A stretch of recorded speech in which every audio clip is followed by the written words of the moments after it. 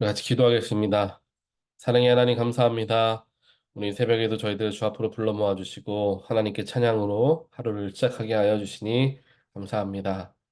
나의 삶의 모든 것 되시는 하나님께 나의 걸음걸음을 주님께 인도하심을 받으며 살아가는 우리 모두가 될 수 있도록 하나님의 저희들에게 믿음의 믿음을 더하여 주시옵소서. 주님을 바라볼 수 있는 영의 눈을 뜨게 하시고 하나님의 섭리하심과 또한 하나님의 은혜가 나의 삶 곳곳에 있음을 발견할 수 있는 그러한 믿음의 눈도 우리에게 허락하여 주시옵소서. 그래서 우리 모두는 혼자 살아가는 것 같지만 하나님의 인도하심 아래에 하나님의 강하시고 능력의 오른팔에 이끌림 받는 삶을 살아감을 저희들 절대로 잊지 않게 하여 주시옵소서. 좋은 일이 있던 어려운 일이 있던 기쁜 일이 있던 슬픈 일이 있던 하나님이 우리와 늘 동행하시며 우리를 위로하시고 우리와 함께 하심을 통하여서 우리 힘주시는 분이심을 저희들 경험하게 하여 주시어서 나의 삶에 가까이 함께 계시는 그 하나님의 놀라우신 능력을 경험하는 우리의 일상이 되게 하여 주시옵소서. 오늘도 하나님 말씀을 대합니다. 말씀으로 깨우치게 하시고 그 깨우친 말씀으로 변화되게 하시며 변화되어진 다짐함으로 삶을 살아내는 우리 한 사람 한 사람들 될 수 있도록 이 자리에 모인 모든 자들에게 주님 축복하여 주시옵소서.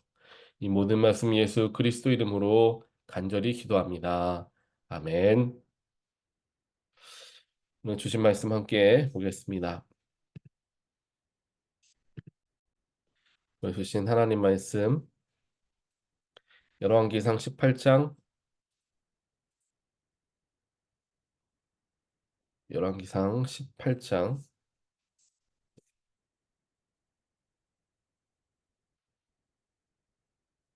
1절에서부터 읽겠습니다. 많은 날이 흘러서 3년이 되던 해에 주님께서 엘리야에게 말씀하셨다. 가서 아합을 만나거라.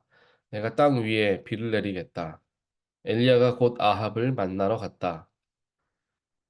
그때의 사마리아에는 기근이 심하였다. 아합이 오바댜 국내 대신을 불렀다. 오바댜는 주 하나님을 깊이 경외하는 사람으로서 이세벨이 주님의 예언자들을 학살할 때에 예언자 100명을 50명씩 동굴에 숨기고서 먹을 것과 물을 대준 사람이다. 아합이 오바댜에게 말하였다. 이 땅 곳곳으로 다 다니며 물이 있을 만한 샘과 시내를 샅샅이 찾아보도록 합시다. 어쩌다가 풀이 있는 곳을 찾으면 말과 나귀를 살릴 수 있을 거요. 짐승들이 죽는 것을 이대로 보고 있을 수만은 없소. 왕과 오바댜는 물을 찾으려고 전 국토를 둘로 나누어서 한쪽은 아합이 스스로 담당하고 다른 한쪽은 오바댜가 담당하여 제각기 길을 나섰다. 오바댜가 길을 가고 있는데 마침 엘리야가 그를 만나려고 오고 있었다. 오바댜가 엘리야를 알아보고 머리를 숙여서 인사를 하였다. 엘리야 어른이 아니십니까? 엘리야가 그에게 말하였다. 그렇소. 가서 엘리야가 여기에 있다고 그대의 상전에게 말하시오. 그러나 오바댜는 두려워하며 말하였다. 제가 무슨 죄를 지었기에 저를 아합의 손에 넘겨 죽이려고 하십니까? 예언자께서 섬기시는 주 하나님께서 살아계심을 두고 맹세합니다. 제 상전은 어른을 찾으려고 모든 나라, 모든 왕국의 사람들을 풀어놓았습니다. 그러나 그들이 돌아와서 엘리야가 없다고 보고하면 제 상전은 그 나라와 왕국에게 어른을 정말 찾지 못하였다고 맹세하게 하였습니다. 그런데 지금 어른께서는 저더러 가서 어른께서 여기에 계시다고 말하라는 말씀입니까? 제가 어른을 떠나가면 주님의 영이 곧 어른을 제가 알지 못하는 곳으로 데려가실 것입니다. 제가 가서 아합에게 말하였다가 그가 와서 어른을 찾지 못하면 반드시 저를 죽일 것입니다. 어른의 종인 저는 어릴 때부터 주님을 경외하여 왔습니다. 이세벨이 주님의 예언자들 학살할 때에 제가 한 일과 제가 주님의 예언자 100명을 50명씩 동굴에 감추고 그들에게 먹을 것과 마실 것을 대준 일을 어른께서는 듣지도 못하셨습니까? 그런데 지금 어른께서는 저더러 가서 저의 상전에게 어른께서 여기 계시다고 말하라는 것입니까? 그러면 제 상전은 반드시 저를 죽일 것입니다. 아멘.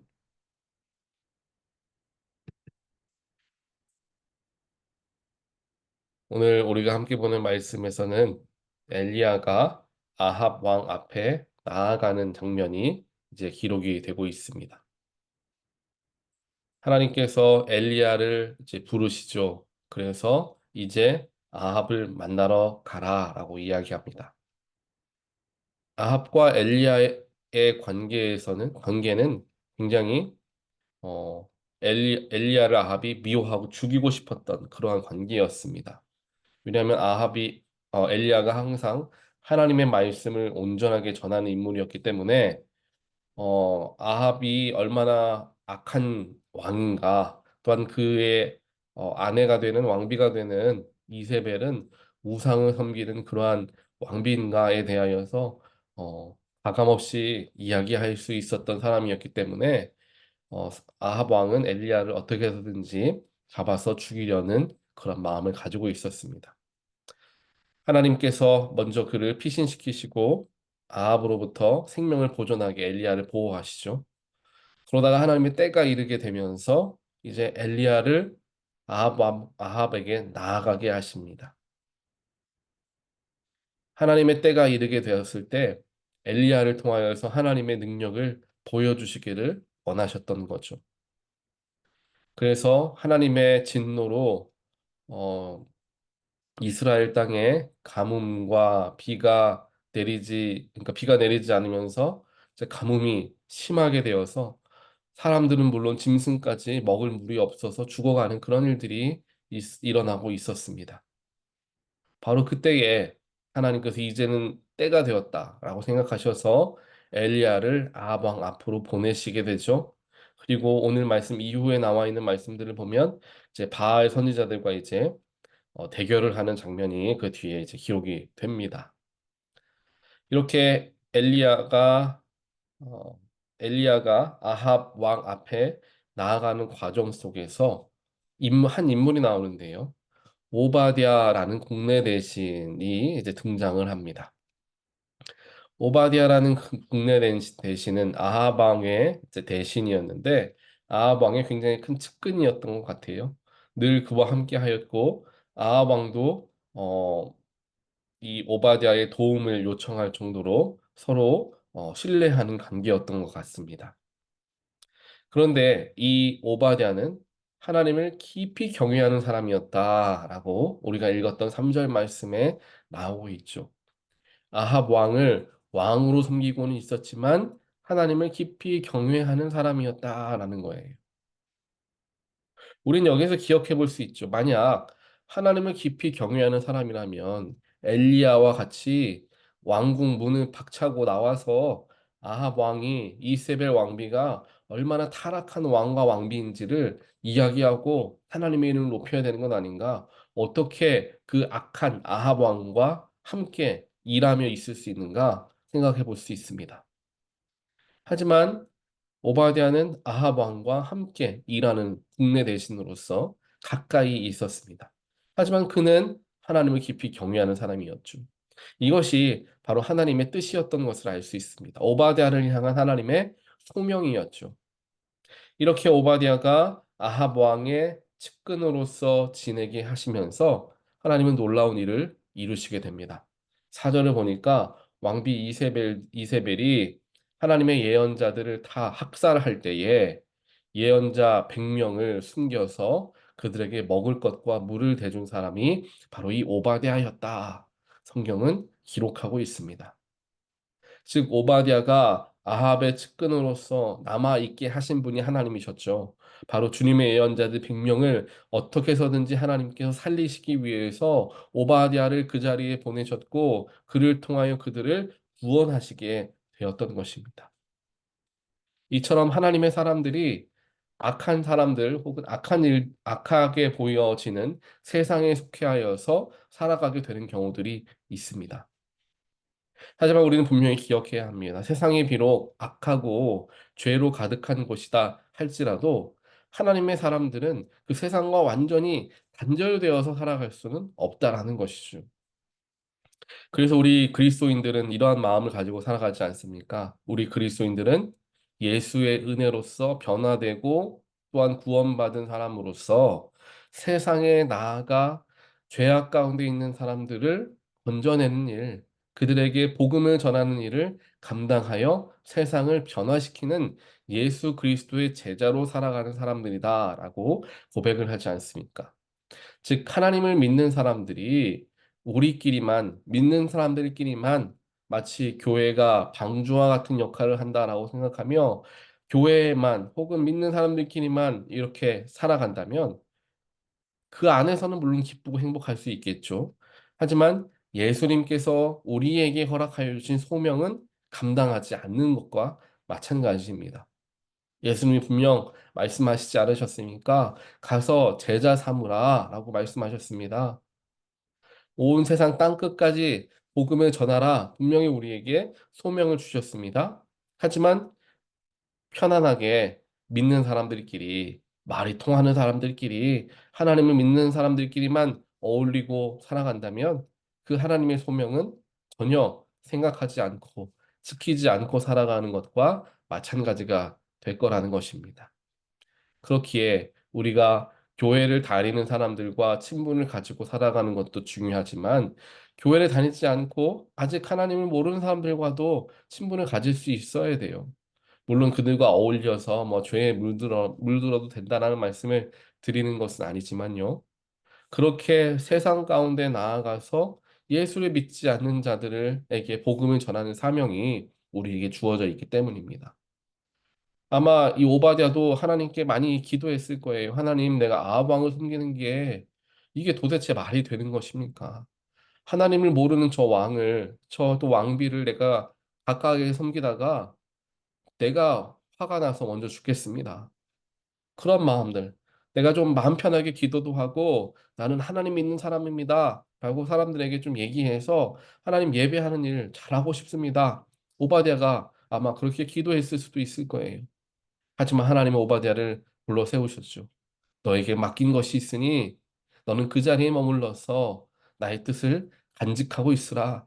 하나님께서 오바댜에게 계속해서 그를 그에게 힘을 주시고 또한 그가 그곳에 남아 있게 하셨을 거예요. 그래서 결국에 그를 통하여서 오바댜는 하나님의 예언자들 100명을 살리는 놀라운 일에 쓰임 받게 되는 것을 이제 보게 되는 거죠. 그 뒤에 이제 오바댜가 숨어 있었던 엘리야를 만나죠. 엘리야가 오바댜 앞에 나아가서 이야기합니다. 이제 당신의 왕에게 나아가서 내가 여기 있다고 이야기하십시오. 라고 이야기하죠. 그러니까 오바댜가 뭐라고 이야기합니까? 엘리야에게 탓을 하죠. 내가 무슨 죄를 지었기에 저를 아합의 손에 죽게 하게 하려고 하십니까? 이제 9절에서 이야기하죠. 이 모습을 보면서 오바댜가 하나님의 사람들 100명을 살리기는 했지만 믿음이 좀 부족한 사람인가? 왜 엘리야를 저렇게 원망하고 있나라는 모습을 생각해 볼 수 있겠죠. 하지만 우리가 말씀을 잘 살펴보면 이것은 믿음이 없어서 이야기하는 게 아니라 믿음이 있어서 이야기하는 거라는 것을 알 수가 있습니다. 왜냐하면 오늘 말씀 12절을 보면 이렇게 기록해요. 내가 만약에 아합 왕에게 가서 엘리야가 여기 있다라고 이야기하더라도 하나님께서 엘리야 당신을 살리시기 위해서 당신을 다른 곳으로 옮겨 주시지 않겠습니까? 그러면 나는 아합 왕에게 거짓말한 게 되니까 내가 죽는 것 아닙니까? 라는 이야기인 거예요. 즉 이는 그는 오바댜는 하나님을 믿고 끝까지 의지하고 믿고 있었던 거예요. 엘리야와 하나님이 엘리야와 함께 하신다는 것을 믿고 있었기 때문에 신뢰하고 있었기 때문에 내가 아무리 엘리야가 여기 있습니다. 아합 왕이여 엘리야를 잡아 죽이십시오라고 하더라도 하나님의 엘리야를 살려주시게 뻔하니까 여기에서 사라지게 되면 오히려 내가 죽게 된다라는 것을 알고 있었던 거죠. 그게 바로 오바댜가 가지고 있었던 믿음이었던 것입니다. 그렇게 보았을 때 오바댜는 하나님을 끝까지 경외하는 사람이었다라는 것을 끝까지 깊이 있게 믿고 있었던 사람이었다라는 것을 알 수가 있다라는 거죠. 오늘 오바댜의 모습 속에서 비록 아합 왕과 또한 이세벨과 측근으로 살아가지만 죄의 악 중에 가장 악한 자들 아닙니까? 가장 악한 사람들 옆에 있지만 그들과 물들지 않고 구별되어져서 오히려 선한 일들을 감당했던 이 오바댜라는 인물이 얼마나 대단한 인물인가 다시 한번 우리가 생각해 보게 됩니다. 믿음의 사람들끼리 성경에 대해서도 이야기하고 서로 기도도 중보 기도도 하고 아는 찬양 같이 찬양도 하고 하면 얼마나 좋습니까? 하지만 하나님에 대해서 알지도 못하고 하나님에 대해서 얘기하려고 하면은 화를 내면서 내 앞에서 예수 얘기하지 말라고 하는 사람도 있고 뭐 찬양을 알겠어요. 뭐 말씀을 알겠어요. 아무것도 모르는 그런 사람들하고 같이 지내지만 그들 때문에 내가 물들지 않고 계속해서 하나님의 말씀을 전하거나 혹은 삶을 통하여서 예수를 드러내는 일들을 하게 될 때 그 속에서 하나님의 놀라우신 일들이 일어날 수 있게 된다는 것입니다. 오바댜가 바로 그와 같은 일을 했던 거예요. 오바댜는 하나님의 말씀, 소명을 붙들기 위해서 목숨을 내걸고 아합과 이세벨 옆에서 살았던 인물이었습니다. 하나님께서 언제 나를 쓰실지 모르니까 주님의 하나님의 예언자들 100명을 살렸던 그때와 같이 또 언제 나를 사용하실지 모르니까 내가 여기에 잘 이곳에서 머물러 있어야 되겠다. 그 오바댜의 목숨을 건 믿음, 그 소명을 지키고자 하는 그 중심에 하나님을 모시고 살아갔던 마음, 그 마음을 우리가 살필 때에 우리가 맡겨진 일들, 또한 맡겨진 세상 속에 나아가서 하나님의 일들을 감당하는 게 우리에게 얼마나 귀하고 중요한 일인지를 다시 한번 깨우치게 됩니다.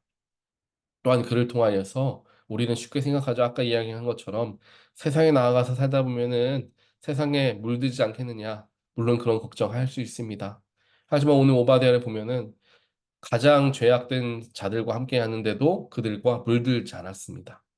그들과 물들지 않았을 수 있었던 이유는 그는 하나님을 깊이 경외하는 사람이었고 경외한다라는 것은 두려움과 존경함을 가지고 있다라는 것과 마찬가지의 의미입니다. 하나님을 두려워하는 마음과 존경하는 마음을 가지고 있으니까 함부로 행하지 못하는 거예요. 그러니까 그들에게 물들지 않았던 것입니다.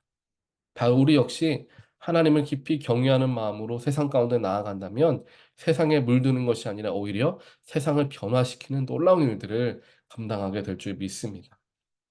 오늘 우리에게 맡겨진 하루라는 시간 동안에 우리는 세상 사람들과 노출되며 많은 것들을 하며 살아갈 것입니다.